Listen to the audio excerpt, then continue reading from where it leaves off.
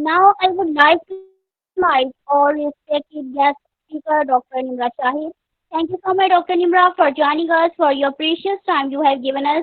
Please start and share your precious knowledge about hypertension. Please, Dr. Nimra. Assalamu alaikum. Can you hear to me, Dr. Isba?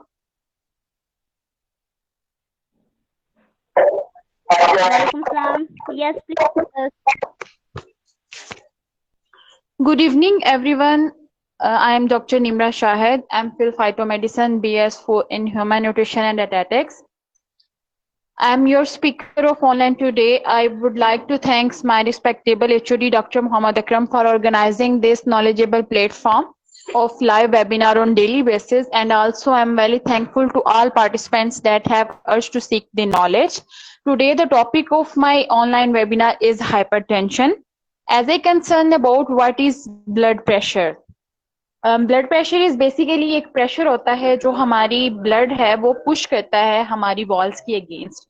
अगर हम इसकी definition की तरफ आए तो हम इसको कुछ यूं अकोमुलेट करेंगे कि blood pressure is the pressure of blood pushing against the walls of your arteries, क्योंकि हमारी आर्टरीज जो है वो हमारे ब्लड को कैरी करती हैं हार्ट से बॉडी के बाकी पार्ट्स की तरफ।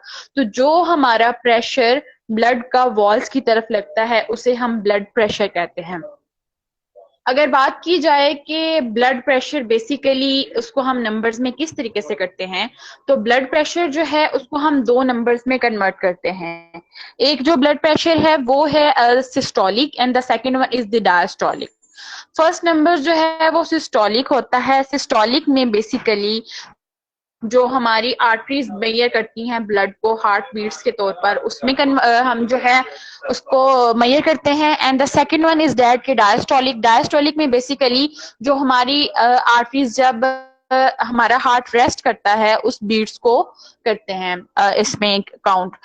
मेजरमेंट्स अगर देखी जाए तो सिस्टोलिक जो है वो 120 में होता है और डायस्टोलिक 80 होता है। तो हम जो नॉर्मल बीपी को कंसीडर करते हैं ये राइट करते हैं तो उसे हम 120/80 mmHg में लिखते हैं। It's the unit of measuring the blood pressure. It's the normal blood pressure the value I describe. अगर बात की जाए मेरे आज के टॉपिक की तो वो है हाइपरटेंशन। हाइपरटेंशन को हाई ब्लड प्रेशर भी कहते हैं। हाइपरटेंशन बेसिकली नाम से जाहिर है कि हाइपर टेंशन यानी टेंशन जो फोर्स है उसके अंदर ज्यादती जो है, हाइपर ज्यादा हो जाना हाई ब्लड प्रेशर को इंडिकेट करता है। हाइपरटेंशन बेसिकली हमारे नॉर्मल लेवल से ज्यादा ब्लड प्रेशर को कहते हैं। हमारे जो ब्लड प्रेशर है उसमें डिफरेंट किस्म की चेंजेस आती हैं हमारी एक्टिविटीज के लिहाज से, हमारे डेली रोजमर्रा के मामलात के लिहाज से, हमारे डिफरेंट जो है बोलने के, हमें एंगर आ जाता है, एंग्जाइटी आ जाता है, स्ट्रेस आ जाता है। तो हमें डिफरेंट एक्टिविटीज के लिहाज से हमारी जो मूड स्विंग्स भी चेंज होते रहते हैं, तो उस लिहाज से जो हमारा ब्लड प्रेशर है वो चेंज होता रहता है। इसी तरीके से ब्लड प्रेशर जो कि नॉर्मल लेवल से ज्यादा होगा तो उसे हम डायग्नोसिस इस तरीके से करेंगे कि वो हाई ब्लड प्रेशर है यानी हाइपरटेंशन है। I think it's clear hypertension. Then we should move के हाइपरटेंशन जो है जब ब्लड प्रेशर ज्यादा होता है, हाई ब्लड प्रेशर लेवल हो जाता है, तो ज्यादा रिस्क हो जाते हैं कि इन प्रॉब्लम्स के, उनमें हार्ट डिजीज आ जाती है, हार्ट अटैक आ जाता है या स्ट्रोक आ जाता है। इसमें यह है कि हमारी जो टीम है उसको डायग्नोज करना चाहिए कि हमारा बीपी नॉर्मली लेवल में कितना होता है। अगर आपका बीपी एक नॉर्मल इंसान का जिसका अपना WHO के लिहाज से BMI जो है वो नॉर्मल में है, ना अंडरवेट है ना ओवरवेट है, उसका अगर बीपी जो है 120/80 है mmHg में, तो वो एक नॉर्मल इंसान है। अगर आप प्री हाइपरटेंशन में आते हैं तो आपकी ये जो वैल्यूज हैं वो 120 से 139 में चले जाती हैं। जो 120 वाली है वो 129 में रेशियो में फॉल करती है और जो डायस्टोलिक की रेशियो होती है वो 80 से 89 में चले जाती है। और बास कंडीशन में जब ये एलिवेट करता है तो उसमें ये होता है कि जो सिस्टोलिक लेवल है वो हमारा 120 से बिलो अप होना स्टार्ट हो जाता है, जो 139 तक रेशियो में चला जाता है। द सेकंड वन ये है कि बाज़ औक़ात जो है ये वैल्यू जो है वो 80 से कम होना स्टार्ट हो जाती है।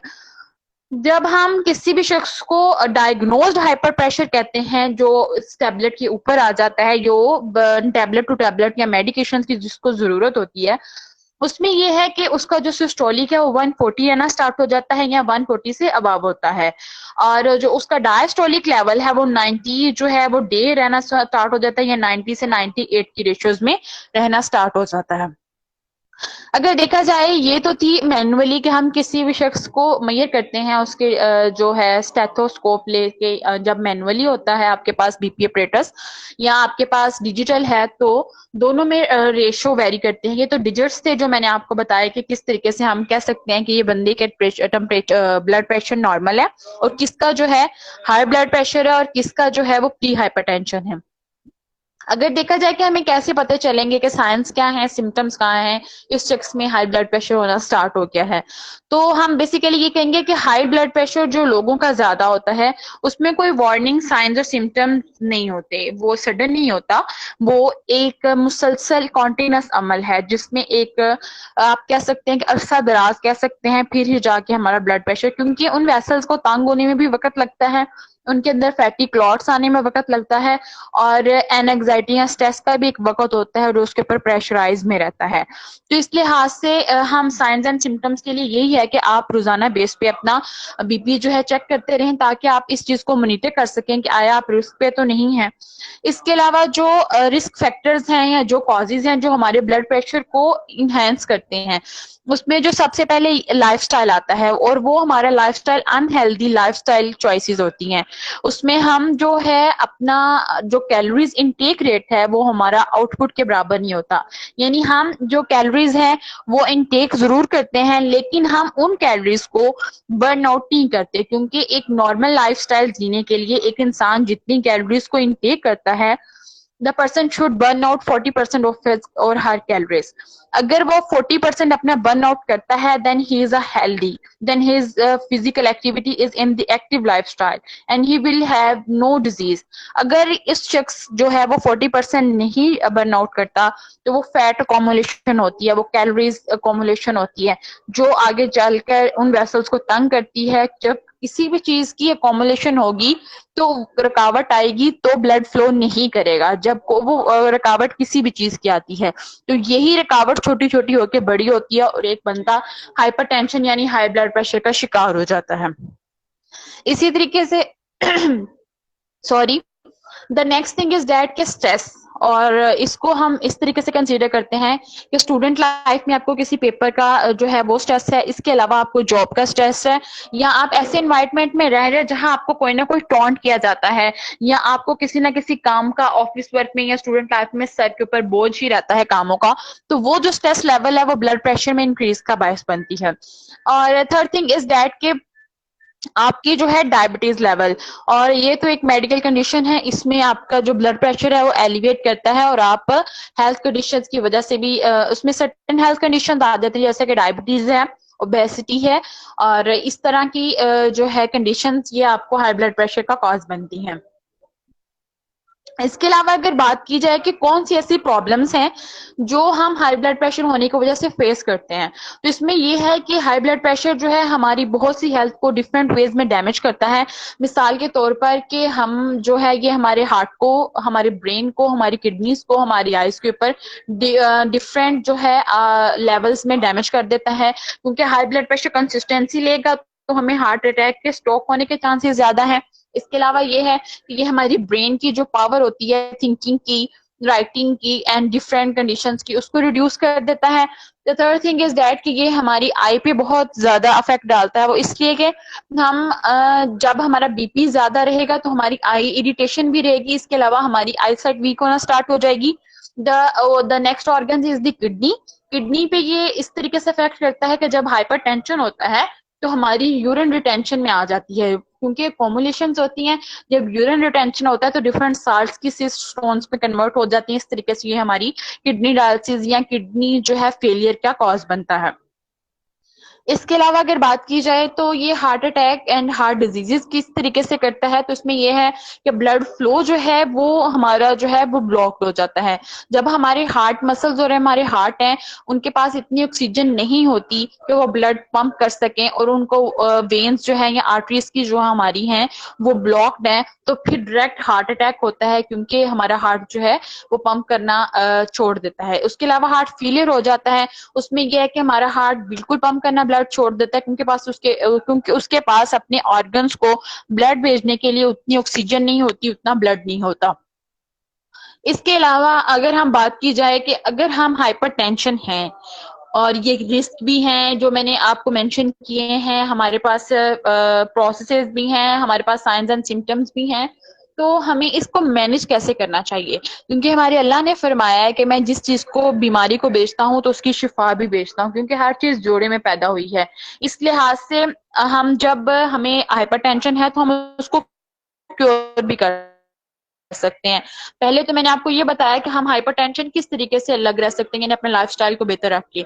लेकिन अब ये है कि अगर हमें हाइपरटेंशन है तो फर्स्ट थिंग इज दैट कि हम अपनी लाइफस्टाइल को अनहेल्दी से हेल्दी चॉइसेस पे लेके आए। सबसे पहली चीज ये है कि हम रेगुलर बेस पे वॉक करना स्टार्ट करें। वॉक इस तरीके से करें कि आपको सर से लेके पाँव तक पसीना आ जाए, आपका ब्रेन से लेके आपके पाँव के नेल्स तक के तमाम ऑर्गन्स इस बात से एग्री हों, इस बात के लिहाज से सोचें कि हम वॉक कर रहे हैं, और आपका हर ऑर्गन आपका साथ दे, और आप सर से लेके पाँव तक पसीने में आए, ताकि आपके जो टॉक्सिन्स हैं या आपकी जो रिटेंशन साल्ट्स हैं वो आप पसीने के जरिए आपकी बॉडी से निकलें। और जब आप बात लें तो वो ही दोबारा हार्मोन्स, वही स्टिमुलेशंस आपकी दोबारा बने, और आप एक हेल्दी लाइफस्टाइल की तरफ आएंगे। आप देखेंगे कि आपकी बीपी में वॉक से चंद दिनों में ही बहुत ज्यादा फर्क पड़ना स्टार्ट हो जाएगा। The second thing is that कि हम अपनी जो कैलोरीज हम इनटेक कर रहे हैं उसका 40% बर्न आउट करें, ताकि हमें ओबेसिटी का शिकार ना हो। क्योंकि जब कैलोरीज अकोमुलेट होती हैं या हमारी फैटी अकोमुलेशन होती है, क्योंकि जितनी हमारी बॉडी को जरूरत है खुराक की, हमारी बॉडी ने उसके लिहाज से उसको ले लेना है, हमारी बॉडी उस लिहाज से अपने आप को फंक्शनलाइज कर लेती है। लेकिन जो एक्स्ट्रा कैलोरीज होती हैं वो फैट की सूरत में बन जाती हैं, इसलिए वो फैट स्टोर्स जो हैं वो बनना स्टार्ट हो जाते हैं। जब फैट स्टोर्स बनते हैं तो हमारी लाइफस्टाइल जो है अनएक्टिव हो जाता है। जब हमारा लाइफस्टाइल अनएक्टिव होता है तो हमारी ब्लड जो है वो प्रॉपर ऑक्सीजन नहीं दे पाता हमारे दिमाग को, हमारे ऑर्गन्स को, तो इस तरीके से हाइपरटेंशन बढ़ जाता है। लिहाजा अपना 40% जो है वो बर्न आउट रेट रखें। The third thing is that कि अपनी जो ईटिंग या ईटिंग हैबिट्स हैं उनको एडिट करें। एडिट इस तरीके से करें कि उनके अंदर जो है सब्ज पत्तों वाली सब्जियां शामिल करें, उनके अंदर जूसेस शामिल करें, उनके अंदर एप्पल शामिल करें, उनके अंदर वो तमाम फल और सब्जियां ऐड करें जो हमने पहले फास्ट फूड्स को, जो हमने पहले मीट को, जो हमने पहले प्रोसेस्ड फूड्स को, जो हमने पहले मैरिनेटेड फूड्स में डाल दी होती हैं। इसलिए अपनी लाइफस्टाइल को ऐसे मैनेज करें कि आप एक बैलेंस डाइट लें। Balance diet means you have every portion of the nutrients, you have every portion of the food in your diet. तो आपके जो भी खाएं उसके अंदर आपके कार्ब्स, उसके अंदर आपकी प्रोटीन, उसके अंदर आपके फैट्स, उसके अंदर आपके विटामिन, उसके अंदर आपके मिनरल्स तमाम जो है किसी ना किसी फॉर्म में हो। फॉर एग्जाम्पल आप ये नाश्ता कर रहे हैं तो आप एक अगर रोटी ले रहे हैं तो उसके साथ एग लें, एग के साथ आप एक कप जो है योगर्ट लें, उसके साथ आप एक कप चाय ले लें, या आप उसके साथ एक मुट्ठी अखरोट या एक मुट्ठी ड्राई फ्रूट्स में ले लें। तो उसमें हर कैटेगरी आ जाती है। दूध दही जो है वो डेयरी प्रोडक्ट्स में आ जाता है, एग जो है वो प्रोटीन्स में आ जाती है, उसके अंदर जो हमने किसी भी घी या ऑयल में बनाया होता है वो फैट्स में आ जाता है, जो रोटी है वो कार्ब सोर्स में आ गई है, और जब आप मुट्ठी लेते हैं नट्स की तो वो ड्राई फ्रूट्स जो है मिनरल्स और जो आपको दे देते हैं मिनरल्स और विटामिन, और इसके अलावा आपको मेगा 3 मेगा 6 फैटी एसिड दे देते हैं। तो आप एक बैलेंस डाइट लेते हैं, तो उसको जब आप बैलेंस डाइट में ले रहे हैं इसकी निस्बत अगर आप ब्रेड पे या जैम पे या इस तरह की चीजें लेते हैं जो आप फैट अकोमुलेशन को बढ़ाते हैं, या फ्राइज ले लेते हैं सुबह, या कुछ भी ऐसा लेते हैं जो प्रोसेस्ड होता है,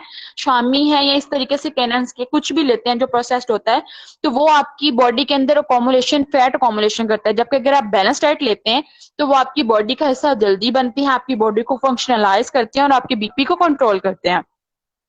the fourth thing is that कि जब भी आप को बीपी, ये जो आपकी लाइफस्टाइल को मेंटेन करता है। और फोर्थ थिंग ये है कि आप अपनी बीपी का चेक एंड बैलेंस करते रहें।